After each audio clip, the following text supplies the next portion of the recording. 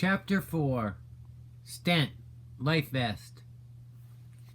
Depending on the severity of the cardiac event, you may have to stay in the hospital. The doctor will advise you of what happened, and you may need a stent, pacemaker, or a life vest, which is a wearable AED device which will kickstart your heart if you go down. You may need an open heart procedure.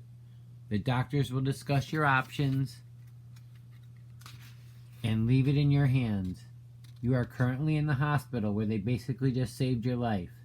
The doctors in the hospital that do such procedures are more than qualified. You are in good hands. Get the procedure done while you are in the hospital. Some heart attacks are so severe that these kind of procedures will be done in the life-saving process and you will not have a choice. If you get these things started, you will speed up your recovery.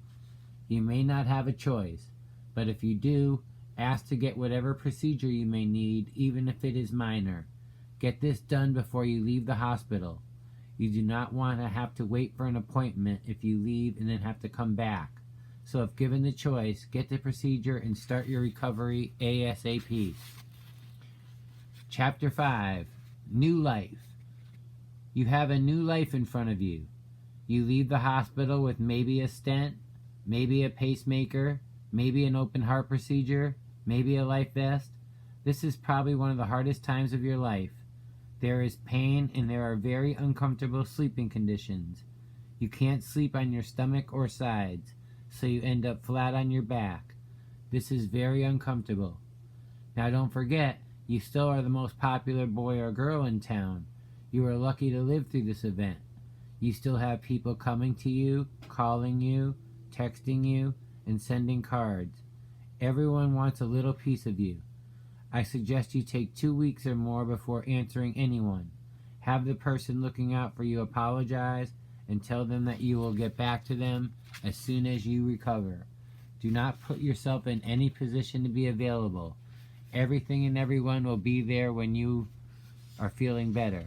The people are concerned for you. They need to know you are going to make it through this event. Throughout this entire time, you are looking to get on your feet and move around, trying to walk. This is going to be the single most important thing in your recovery. The doctors and nurses are going to try and get you on your feet as soon as you are able to get up and walk. Keep walking. It is the key to your heart recovery. Chapter 6. Depression. By now, pretty much everyone knows you are alive. The phone calls, the texts, the visits, the cards, all stop. The people you know go back to their lives. You are home 24 hours a day. You are alone and not as popular. It's not that the people don't care, it's that they know you lived and you are okay. They leave you alone. The attention stops. The next thing that happens is anxiety and depression kick in. They may prepare you for this before you leave the hospital. Like me, you will probably say, I'm not like that. I don't get depressed. Trust me when I say this. You will. As I said, you have a new life in front of you. Once you start recovering, you are going to start thinking about what happened.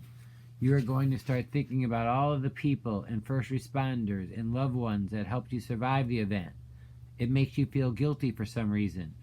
It could be that you can't fathom you survived, or that while you were helpless, so many people helped you. Worries of another heart attack. This is the mental side of your cardiac event. You have to fight through these times.